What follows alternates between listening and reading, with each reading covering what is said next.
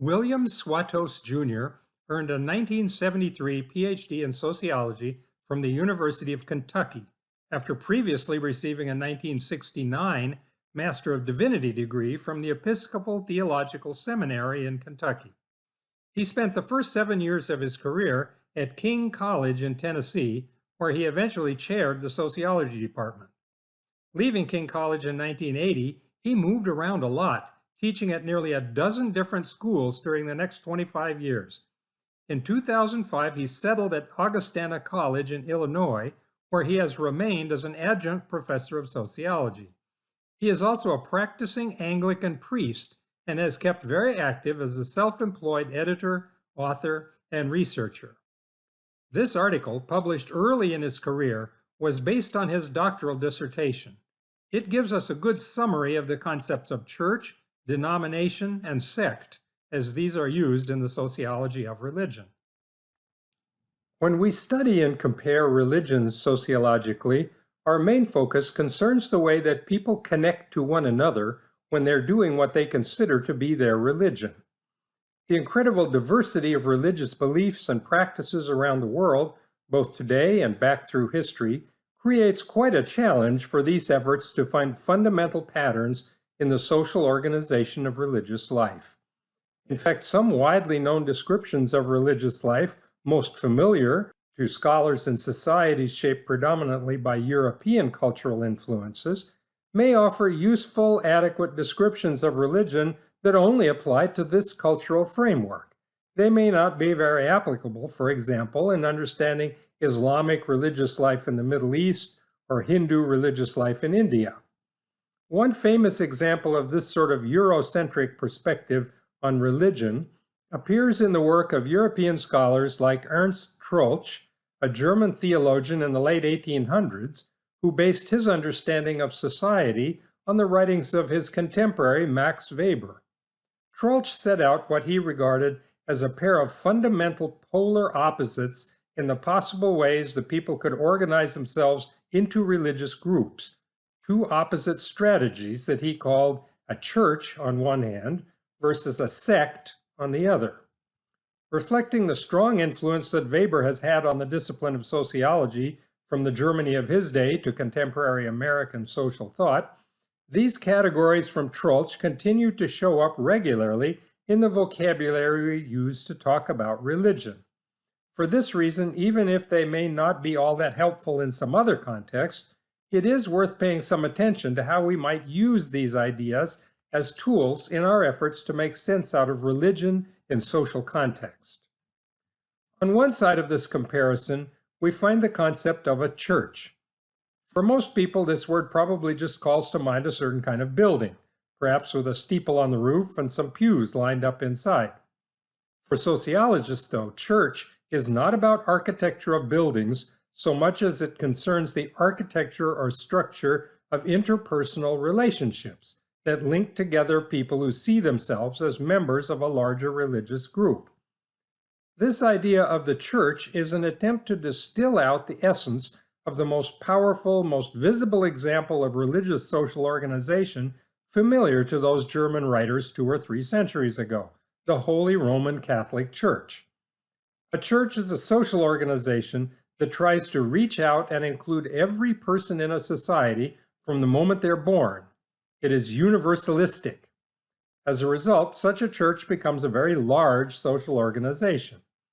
Max Weber and many other sociologists pointed out that whenever a social organization becomes very large, it becomes impossible for all its members even to know each other personally, so it has to be hierarchical in order to coordinate and sustain the common religious life of all its members.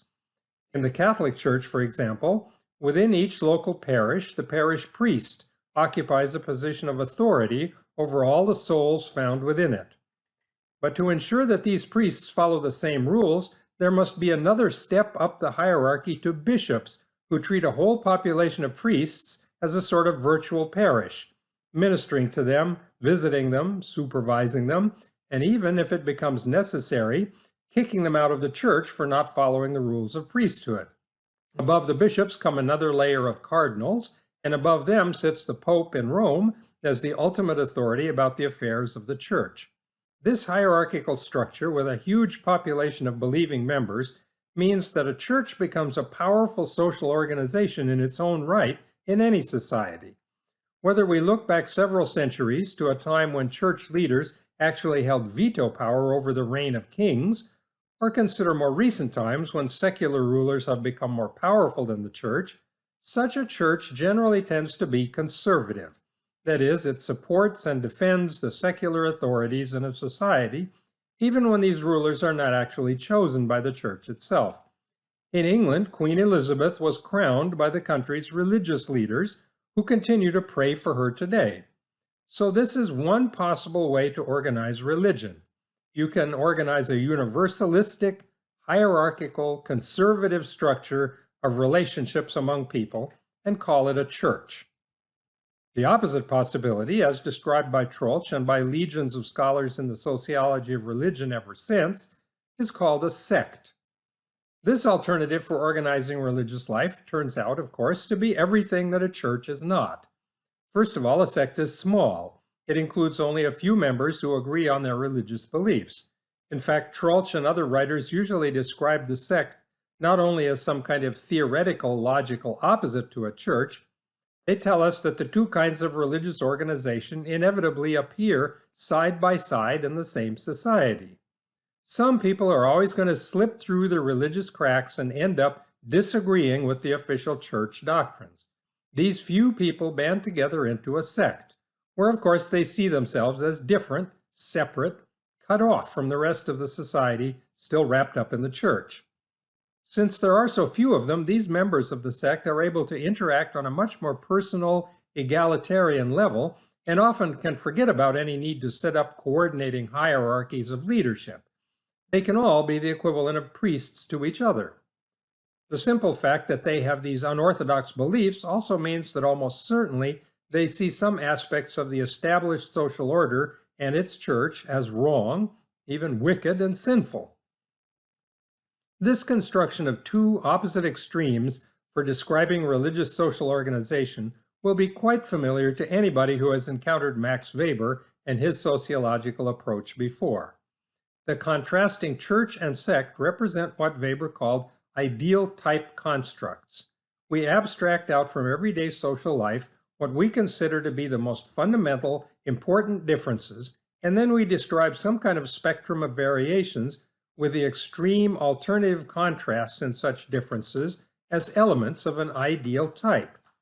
These ideal types from religious social organization have been compared to another ideal type concept from the field of physics, the concept of a perfect vacuum. We can try to approach such an abstraction by pumping all the air out of a vacuum chamber, but we'll never actually reach the perfect vacuum state. Still, it can be a very useful concept for science because we can formulate laws of motion that would be perfectly followed in such a state. Drop a hammer and a feather in your garage, and the hammer will hit the floor first. But as the astronauts demonstrated on the moon, drop a hammer and a feather on the airless lunar surface, and they fall at exactly the same rate, accelerated in a vacuum by the force of gravity. Only air resistance kept the feather from falling just as fast as the hammer in your garage. While an ideal type with only one feature, like a perfect vacuum, may be okay, though, Weberian ideal types almost always run into a problem. We know that a church is a hierarchical, universalistic, and conservative group. And we know that a sect is egalitarian, particularistic, and critical of the larger society. But what do you do with a social group that turns out to be critical of the larger society, focused on a small group of true believers, but also organized into a rigidly hierarchical system of social control? Like the griffin that is part eagle and part lion, this group is part church and part sect. Unlike the griffin, though, this group is not a mythical beast. Such mixed types have an annoying tendency to pop up all the time when we look into actual social situations, so that scholars who have organized their ideas by using ideal type constructs as tools run into this problem over and over again. This is the problem that Swatos is trying to solve in this article. Since many sociologists who study religion have been influenced by Max Weber's work a century ago, they often tend to put together ideal type constructs to organize their thinking. This means that they are always running into the problem of mixed types, examples of religious groups that don't quite fit the combination of features that they fasten together to construct these ideal types. The concepts of church and sect are good examples of this problem. Swatos admits that a common resolution of this inconvenient problem has been a tendency just to focus on one particular pair of opposite traits and to forget about the others. As he explains, scholars often have chosen to look mainly at the way that a particular religious group relates to the larger society around it, what he calls their external orientation. It is not always clear why people choose this particular dimension of religious groups, instead of looking, for example, at the size and resulting internal structure of the group, that is, small equalitarian versus large hierarchical groups. But there are, in fact, a lot of studies that concentrate on this subject of external orientation so that they can fit the square pegs of the religious groups they observe into the round holes of their theories of religion. Looking at religious groups from this angle, we could match the ideal type of the church with an orientation that accepts the social environment. Such groups view the entire society as their legitimate field of social action and accept all people in that society automatically as belonging to the church. With such an orientation, the church accepts a role as one of the basic social institutions responsible for organizing and sustaining social life. It not only accepts the surrounding social order, but becomes one of the key players ensuring that this social order works properly. But Swatos is not entirely satisfied with this one-dimensional resolution of the problem of mixed types. While it may be true that a religious group we would describe as a church tends to accept its role as a fundamental building block of its society, Swatos objects that this might also be true of some religious groups that are not big enough or hierarchical enough to count as a church. For example, there are some smaller freelance religious operations in American society, including media evangelists like Robert Schuller with his Crystal Cathedral in Los Angeles, who enthusiastically support the existing social order. Schuller preaches what he calls the gospel of success, earlier championed by Gilded Age Captain of Industry Andrew Carnegie in the United States and by various theologians before him. John D. Rockefeller once famously declared that God gave me my millions. Material success is a mark of God's favor and blessing, while economic failure also tells you that you're doing something wrong in the eyes of God. Yet the Crystal Cathedral could not be considered a church in the sociological sense by any stretch of the imagination. So Swatos concludes that this linkage between a church and acceptance of the social environment only provides a loose fit to the facts, with exceptions and problems of classification still cropping up. In the same way, a focus on the external orientation of a religious group could allow us to link the ideal type of the sect with an attitude of rejecting the social environment. There are plenty of examples of this, from the Amish communities that reject cars and sometimes even buttons on their clothing because these are not mentioned in the Bible, to religious communes in the forest of California that reject marriage and private property as contrary to the Christian spirit of giving and sharing all things. But again, Swatos is not entirely happy with this linkage either. And we have to admit that even the largest, most hierarchical and church-like religious groups sometimes reject important features of the surrounding society on moral or theological grounds. For example, the Catholic Church finds itself in a continual moral wrestling match in American society with widely accepted social practices such as using artificial contraceptive methods to avoid pregnancy, or couples living together in sin without being married. So perhaps we have to admit that both church and sect sometimes might reject particular features of society. Swatos steps back from this problem that external orientation toward the surrounding society may not be adequate for defining a church versus a sect, and also does not give us much leverage when it comes to dealing with other mixed-type groups that don't fall squarely into either ideal type construct. His answer is to add a second dimension to our classification system, in addition to the accept-reject alternatives. He calls this new dimension monopolism versus pluralism. This set of opposites does not refer to how a religious group feels about the surrounding secular society. Instead, these alternatives have to do with how a religious group feels about other religious groups. The monopolism option appears frequently in history whenever a religion claims universal and exclusive rights to define the moral lives of everyone in a society. This dominance of a single religious vision is the ideal in many religious traditions, including Islam and Hinduism, as well as medieval Christianity. If you do possess the one true and perfect religious faith, how could anyone tolerate anything else? When misguided tools of the devil come along professing heretical ideas, it is your duty, as practiced enthusiastically by the Spanish Inquisition, to root out such blasphemies and purify your society to ensure the safety of everyone's souls. Swatos suggests that we can set up a logical framework with these two separate conceptual axes. In his diagram, we start out with the horizontal axis extending between the logical alternatives of acceptance versus rejection of the surrounding secular society. Is everyday society a dangerous swamp of evil influences, or the natural construction site where you're supposed to be building what St. Augustine called the city of God here on earth? But now we add the second vertical dimension extending between the alternatives of monopolism and pluralism.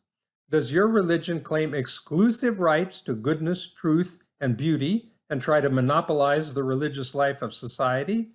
Or do you admit that you're surrounded by lots of other groups of people practicing various other kinds of religions, and that you're all competing on the same societal playing field for members? The original ideal type construct of the church now can be located in the upper left corner of this diagram. The church tends towards acceptance of the surrounding society, even if perhaps not in every detail of its existence.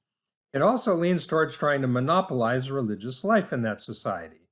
In fact, the more successful it is in these two directions, the more closely it fits to our abstract idea of what constitutes a church.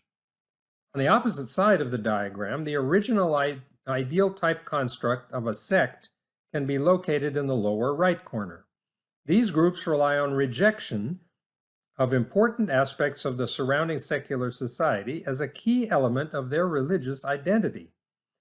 They also often must face the fact that they have no chance to dominate that social environment and impose their religious vision upon it. Pluralism, in the form of many different competing sects, is just a fact of life for them.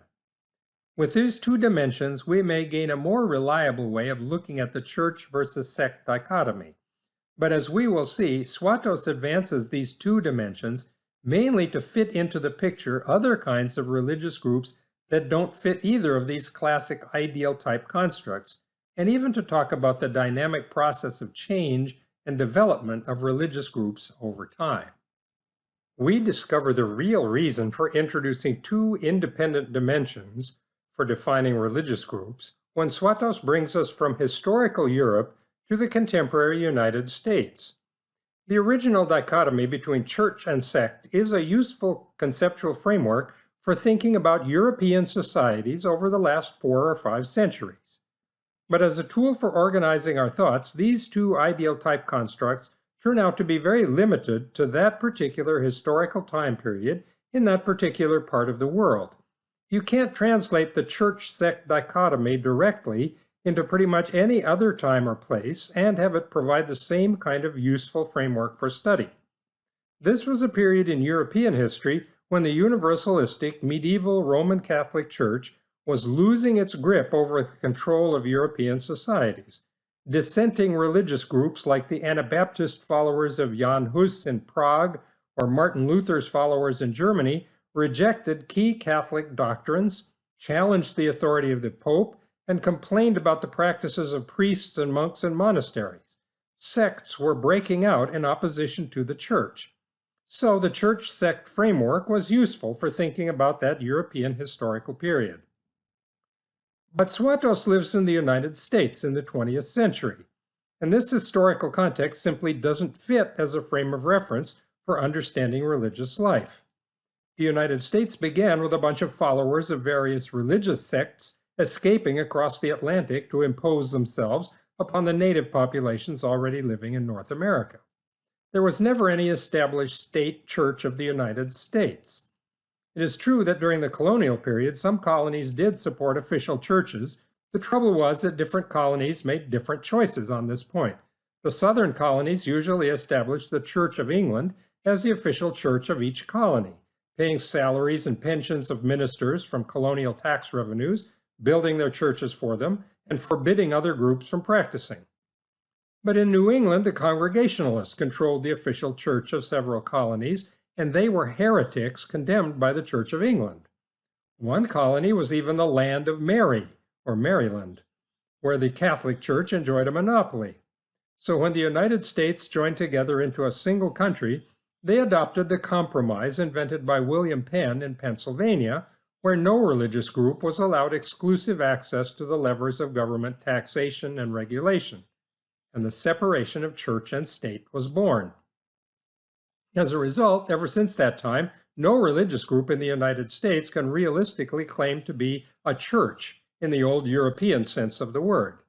Swatos captures this new social reality in a new time and place by drawing an arrow from the upper left corner of his diagram to the lower left corner. This corresponds to continued acceptance of the surrounding secular society, but shifts from exclusive monopolism to pluralistic competition between different religious groups. We call these new religious creatures denominations. They represent a mixed type in terms of the original ideal type constructs of church and state, but using these two dimensions, we can actually set up denominations as a third ideal type construct. This new alternative of pluralistic acceptance of the surrounding society has been a very useful description of religious life for most people in the United States over the first couple centuries of our history. A useful description for most people, perhaps, but not for all. Swatos also wants us to look beyond this set of categories as a static still picture and to recognize that new currents and springs of religious innovation are always bubbling up in society. These first emerge as small, usually egalitarian groups of people with very strong beliefs based in some important way on rejecting the established society they find around them. The hopes, fears, and dreams of people seem always to lead them to question and challenge the world as they find it, and these people are always forming new religious sects. But Swatos maintains that this classic image of a sect represents an inherently unstable situation. The most likely trajectory for such a new sect-like group is actually to bubble up, to rage against the machine briefly, and then to disappear again with a pop like a soap bubble, making room for new sects to appear in its place. Many generations of American life are littered with the traces of one such ephemeral sect bubble after another, each group of new believers filled with sound and fury, but in the long run signifying nothing, as Shakespeare put it so well. But there are a couple of paths that a newly formed sect can follow towards longer-term stability and survival. Swatos sketches one of these in with an arrow from the lower right corner, where the sect first appears, across to the lower left corner of the diagram. This represents a gradual shift in the orientation of the group from rejection of the wicked secular world to acceptance of that social context as a valid context in which to join the contest to construct St. Augustine's city of God in the world. In other words, the sect can evolve into just another denomination, gaining a certain stable respectability and becoming part of the religious landscape. You probably can think of several fairly large, established denominations on the American religious scene that began in earlier decades as brand new, noisy, and passionate sects. There is another path to survival for a sect, however. Some sects absolutely refuse to compromise about their rejection of some aspect of secular society. They insist that we live in a fallen world filled with dangerous temptations and wickedness. From such a perspective, no easy way can be found to compromise with that world or with other religious groups that do not agree with your beliefs. Pluralism is not an option. So instead, Swatos draws a second line from the lower right origins of the sect to the upper right combination of rejection and monopolism. Now, this might seem like a logical contradiction to you. How can a group reject the surrounding secular society and at the same time seek to monopolize the religious landscape of that society? What Swatos describes with this alternative is not a church with its universal acceptance of everyone in society as automatic members, but rather a group that becomes so closed in upon itself that its members come to view themselves as a completely separate society, a world within the larger social world. Within that little world, they indeed maintain a monopoly on religious life. This type of group is sometimes called an institutionalized sect. However, we need to recognize that even these two dimensions proposed by Swatos do not cover all the possibilities. We might well add a third or vertical dimension to this picture, with the vertical axis extending between the other two opposites from the original church sect typology. At one end, we find rigidly organized hierarchy of leadership and authority, while at the other end, we find an egalitarian priesthood of all believers. We would have to locate any religious group we want to study along all three of these dimensions, occupying some point in the resulting three-dimensional space. And even this might not satisfy everyone. We might want to add a fourth dimension representing group size, which we can't draw in a picture, and there might be additional dimensions that need to be considered.